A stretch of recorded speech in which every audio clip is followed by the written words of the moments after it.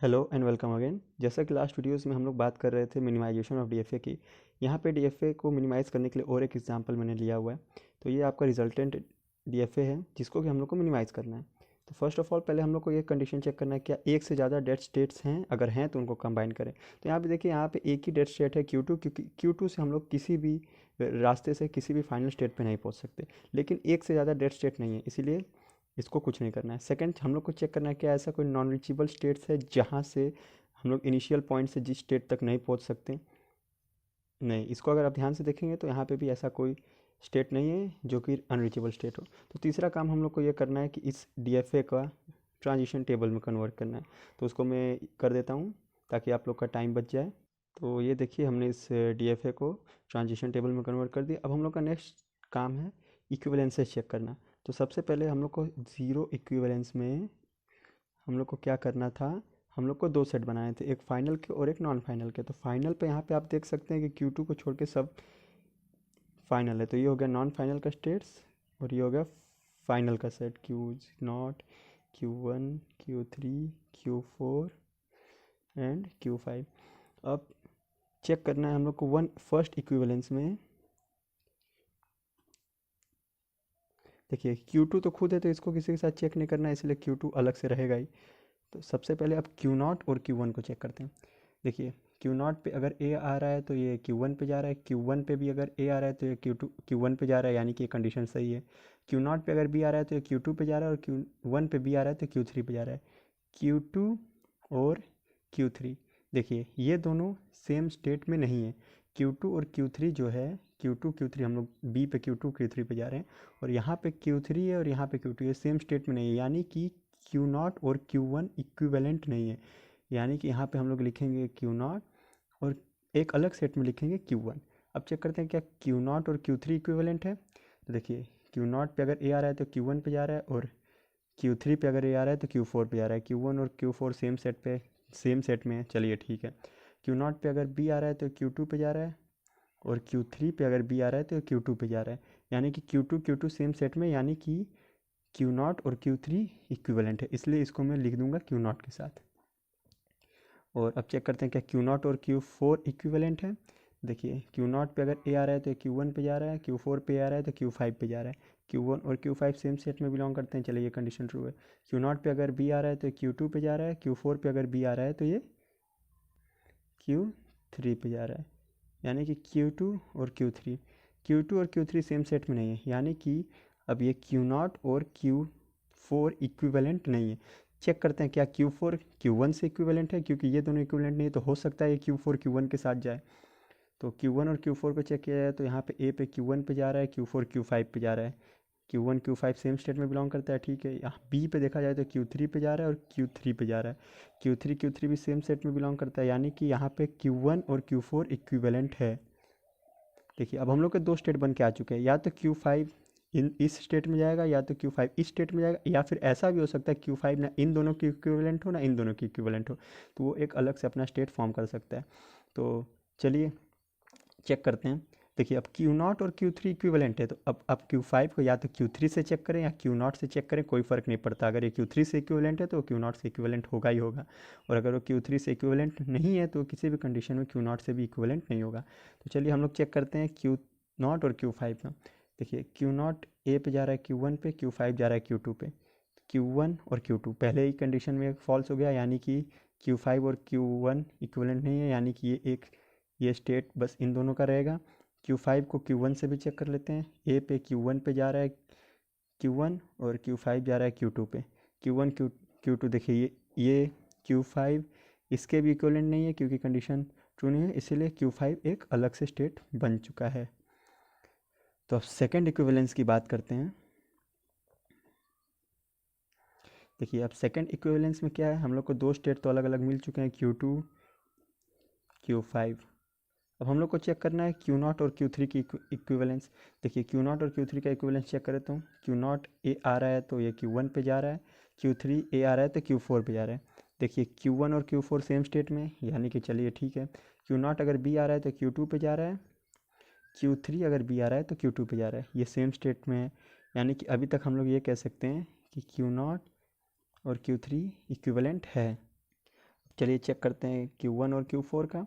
देखिए Q1 पे अगर A मिल रहा है तो Q1 पे जा रहा है, Q4 पे अगर A मिल रहा है तो Q5 पे जा रहा है। तो क्या Q1 और Q5 सेम स्टेट में? जी नहीं, Q5 अलग सेट में और Q1 अलग सेट में, यानी कि Q1 और Q4 अब इक्विवेलेंट नहीं है, इसलिए Q1 अलग सेट में चला जाएगा, Q4 अलग सेट में चला जाएगा। तो अब थर्ड इक्विवेलेंस की बात करते हैं। तो थर्ड इक्विवेलेंस में देखा जाए तो जो स्टेट्स अलग हो चुके हैं वो है Q2, Q5, Q1 and Q4। अब Q0 और Q3 को फिर से चेक करते हैं, इन दोनों का इक्विवेलेंस।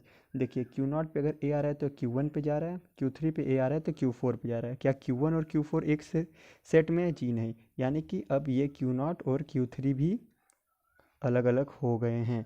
अब देखिए जब कि ऐसा कंडीशन आ जाता है कि सारे स्टेट्स अलग अलग सेट में चले जाते हैं, कोई भी दो स्टेट एक सेट में नहीं रहते हैं, इस कंडीशन में हम लोग ये कह सकते हैं the given DFA is already minimised.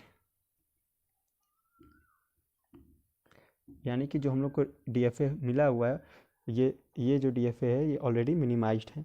सो चलिए इसका और एक एग्जांपल मैं आपको करके दिखाता हूँ DFA मिनिमाइजेशन का, जिससे आपका लॉजिक और ज़्यादा क्लियर हो जाए। तो ये देखिए ये DFA मिनिमाइजेशन का और एक एग्जांपल है। यहाँ पे आपको एक DFA दिया हुआ है। तो सबसे पहले हम लोग को चेक करना था कि क्या यहाँ पे डेड स्टेट एक से ज़्यादा है? जी नहीं है। क्या यहाँ पे नॉन रीचेबल स्टेट्स है? नहीं है। यानी कि यहाँ पे देखिए स्टेप 1 में हम लोग सीधे कह सकते हैं यहाँ पे नॉन रीचेबल स्टेट्स नहीं है, इसलिए हम लोग को डायरेक्टली इसका ट्रांजिशन टेबल बनाना है। तो अब ट्रांजिशन टेबल बनाने पे ज़्यादा फोकस नहीं करेंगे, क्योंकि इसके बारे में आप लोग को पहले से ही बहुत सारा एग्जांपल्स में बता चुका हूँ। सो देखिए इसको हमने ट्रांजिशन टेबल में कन्वर्ट कर दिया। अब तीसरा काम है कि हम लोग को इक्विवेलेंस से चेक करना है। तो सबसे पहले ज़ीरो इक्विवेलेंस में नॉन फाइनल सेट का एक स्टेट बनाएंगे, सॉरी नॉन फाइनल स्टेट्स का एक सेट बनाएंगे और फाइनल स्टेट का एक सेट बनाएंगे। देखिए यहाँ पे ई फाइनल है, बाकी सब नॉन फाइनल है। अब क्या करेंगे हम लोग ABCD का आपस में इक्विवेलेंसेस चेक करेंगे। तो देखिए सबसे पहले हम लोग क्या करेंगे, देखिए ABCD एक सेट में था, तो पहले A और B को इक्विवेलेंस में चेक किया हम लोगों ने। तो A और B जो है वो इक्विवेलेंट नहीं थे, यानी कि मैं आपको देखिए एग्जांपल से करके दिखाता हूँ। A 0 पे B पे जा रहा है, B 0 पे C पे जा रहा है। B और C तो सेम सेट में, A 0 पे D पे जा रहा है और A 1 पे D पे जा रहा है और B 1 पे E पे जा रहा है। D और E सेम सेट में नहीं है, यानी कि A और B इक्विवेलेंट नहीं है। ठीक है, अब चेक करते हैं क्या A और C इक्विवेलेंट है। देखिए A 0 पे जा रहा है B पे, C 0 पे जा रहा है B पे। ठीक है, ये कंडीशन तो ट्रू है, सेम सेट में जा रहे हैं। A 1 पे जा रहा है D पे और C 1 पे जा रहा है E पे, यानी कि A और C भी इक्विवेलेंट नहीं है, यानी कि A और B इक्विवेलेंट नहीं है, A और C इक्विवेलेंट नहीं है। तो ये कंडीशन हो सकता है कि B और C आपस में इक्विवेलेंट हो, इसीलिए हम लोग C और B का इक्विवेलेंस चेक करते हैं। देखिए क्या B 0 पे जा रहा है C पे और C 0 पे जा रहा है B पे, तो C और B सेम सेट में बिलोंग करते हैं। ठीक है, B 1 पे जा रहा है E पे, C 1 पे जा रहा है E पे, E सेम सेट में बिलोंग करते हैं, यानी कि B और C इक्विवेलेंट है। तो आप देख सकते हैं A और B नॉन इक्विवेलेंट था, A और C नॉन इक्विवेलेंट था, लेकिन C और B इक्विवेलेंट था, यानी कि C और B एक साथ आएंगे। अब बचा कौन सा? अब बचा D। अब D को चेक करते हैं, क्या वो A के साथ जाएगा या C B के साथ जाएगा। तो देखिए अब चलिए D को A के साथ चेक करते हैं। देखिए A और D 0 पे B पे जा रहा है और D 0 पे C पे जा रहा है। D और C तो सेम सेट में, चलिए ठीक है। A 0 पे D पे जा रहा है और D 0 पे E पे जा रहा है। तो देखिए ये D और E जो है वो सेम सेट में बिलोंग नहीं करते, यानी कि A और D जो है इक्विवेलेंट नहीं है, यानी कि B और C इक्विवेलेंट है, A अलग निकल चुका है और D को देखना है। D को हम लोगों ने चेक किया, वो A के साथ नहीं जा रहा, तो क्या वो B और C के साथ जाएगा? चलिए चेक करते हैं। हम लोग चाहे तो D को C के साथ चेक करें या B के साथ चेक करें। मैं C के साथ चेक करता हूँ। चलिए देखिए C अगर 0 आ रहा है तो B पे जा रहा है और D अगर 0 आ रहा है तो C पे जा रहा है, तो B और C सेम सेट में बिलोंग करते हैं। चलिए ठीक है, ये कंडीशन सही है। C 1 पे E पे जा रहा है, D 1 पे E पे जा रहा है, E और E सेम सेट में बिलोंग करते हैं, यानी कि ये कह सकते हैं कि D C से इक्विवेलेंट है। यानी कि अब जो सेट बनेगा B C D उसमें एक साथ रहेंगे, A अलग निकल चुका है। देखिए यहाँ पे मैंने वही किया हुआ है, A और D नॉन इक्विवेलेंट निकले और B और D इक्विवेलेंट निकले, इसीलिए जो हम लोग को नया सेट मिला वो है A C B D और E।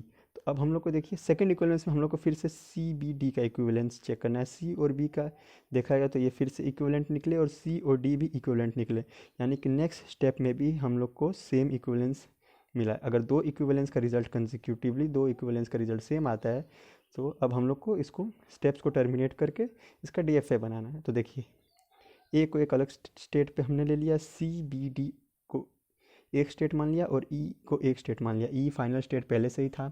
अब देखिए हम लोग को ट्रांजिशन टेबल की मदद से इसको मिनिमाइज DFA में कन्वर्ट करना है। सो देखिए अगर ए पे 0 आ रहा है तो ये बी पे जा रहा है, ए पे 1 आ रहा है तो ये डी पे।